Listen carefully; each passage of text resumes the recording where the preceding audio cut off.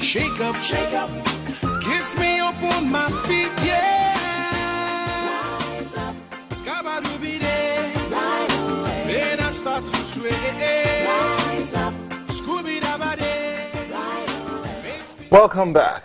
Now, the 2014-2015 beneficiaries of the PRESID TET Fund have written the presidency demanding the payment of their 2016-2017 tuition and living expenses. Now, you might be wondering, what is PRESID? So let me break it down. The Presidential Special Scholarship Scheme for Innovation and Development, PRESID. In the letter dated 13th of April 2017, the scholars expressed their plight and the inconveniences caused by the non-payment of these expenses. Well, we're being joined by Oluwadamilola Oluwole, who's a PhD candidate, Institute for Energy Systems, University of Edinburgh. Thank you for joining us, Oluwole.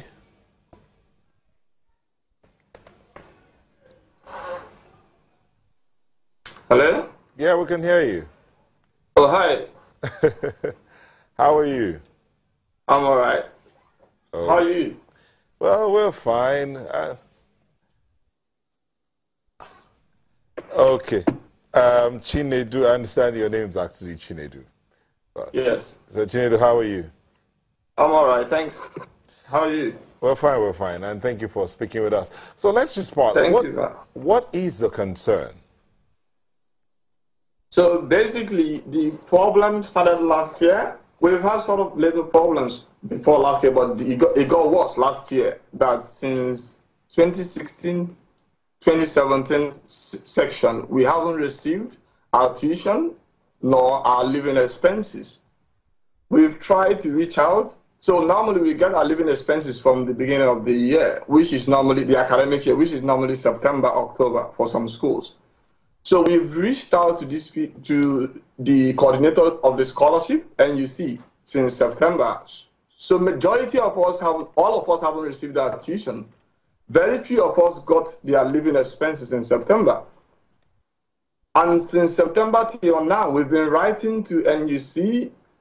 They practically have gone incommunicado. We don't get any response. Our schools has been threatening us. Our schools have also written to these people. They don't get response. So we just look like fugitives here.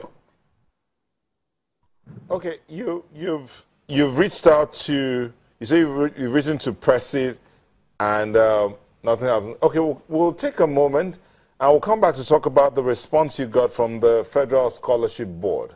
Please don't go away.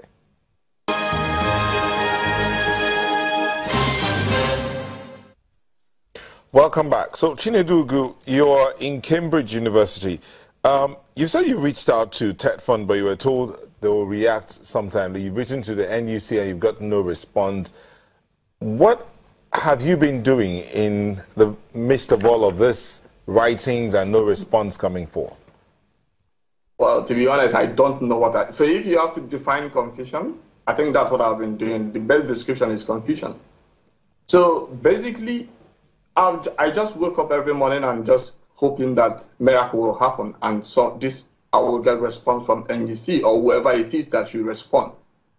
So you wake up in the morning, you are meant to go to work, and you spend the entire day thinking about the next meal. Do you have something to eat? How do you thrive? How do you work? Basically, I'm not doing my best because of the situation I find myself. But for my case may be a bit different from the rest of us, because I'm in Cambridge. Cambridge run a collegiate system.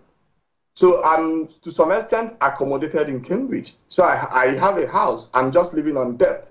This is entirely different from some of my colleagues who are in London, where housing is very difficult. I can tell you that some of them have actually been sending messages they have been evicted from their house, or they just thrive by. So it's basically, you just have to cope. And the thing about the UK system, that you have a timeline for your PhD and you need to finish. So I miss all these people. I still have to cope with the PhD and I need to finish it. So this is just, as I said, the best description of the situation is just confusion. Chinedu, when are you finishing? When are you supposed to finish?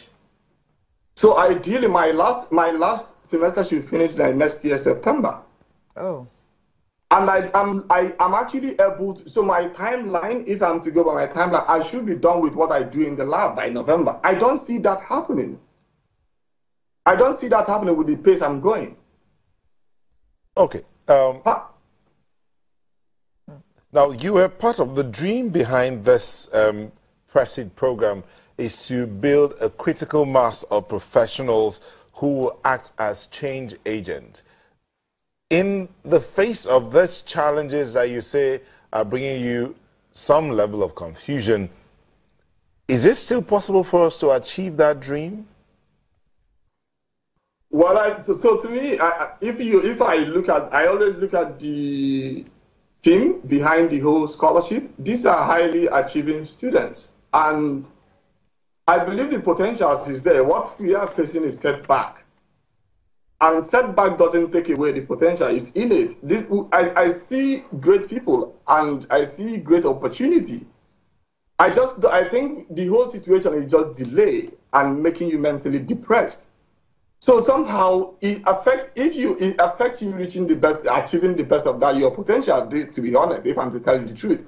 So the dream is not dead. The dream is still there, and I believe it can be achieved. And I believe it's an honest dream, and it's also for the good of the country.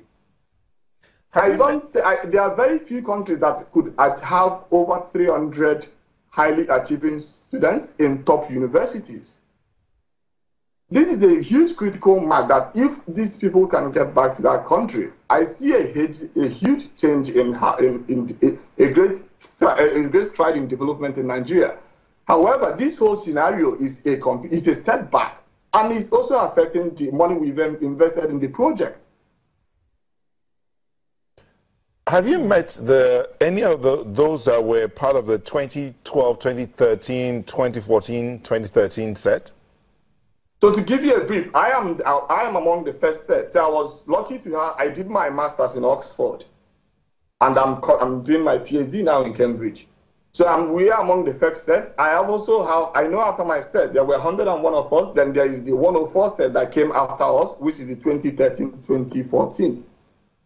So I think after these two sets, then I don't think any other set have come in. The last set have done their documentation, but they are yet to leave Nigeria. So they are stuck in the country, even when they have fulfilled all the requirements to get into these difficult schools.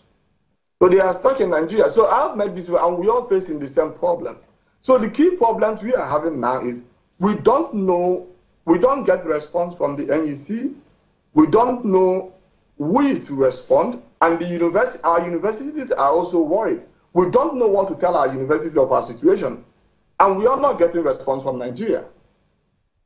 Have you made any representation to the embassy, or you're in the UK, the High Commission? Yes, thank you. I personally, this is the thing. In the midst of this brouhaha, I left Cambridge to go to London to go and drop this letter, the letter that we sent to the High Commissioner.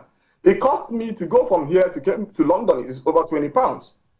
This is the guy that doesn't have money. But I just felt this, like I did, as I said, the best description of our scenario is confusion. I don't know what else to do. So I've dropped a letter to the commissioner. I didn't get a response from him. So we just have tried every channel we can. Our letter, if you also remember, our letter was also addressed to the president, and I hope the acting president could also have seen it. All we plead is for solution. What kind of solution are you looking at? Please, if the government, can pay our living expenses and take up this huge burden on us. At least let's have a balance, let's have emotional balance and forge on and do our work. Secondly, if the government can pay our tuition, it doesn't make sense that you have students in top universities, because it's embarrassing for me, for the student, and also for the government. To have students in top universities, and for over a year, we are yet to pay our tuition. My colleague here in Cambridge just sent me a mail yesterday that his department is threatening to engage tax collectors in getting this money. How does that email sound to you? With the whole bad image of the country, I think we don't need more. We can do better than this, and we plead we should do better than this. So we request that if they just attend to our living expenses for those who haven't gotten there, pay our tuition, and continue this scholarship. I can tell you the benefit of this scholarship. If there is anything that has happened to me, coming to Cambridge and Oxford has been the best thing that happened to me in my life. Many of us who have also finished are back in the country working. So I knew that the first three people that left Nigeria who started directly on their PhD are back in Nigeria. Some of them, two of them work in the university, the other person worked for an oil company. They are back in Nigeria and they are contributing to their quota. And the kind of science we learn are not just what every other person learns. I'm happy to tell you about the project I do here, which I just don't think that this is a skill I can acquire anywhere. So it's a great opportunity, which many of us are privileged. I'm very happy to have gotten. I just pray that the country, we've started this investment. Please, can we see it through? Is it true that you're reaching out to government as well as well-meaning Nigerians who may be able to help you out of this situation? So yes, so when we've written to all the government parastatals, we started a Twitter message about this so that everybody can see our plight. We've written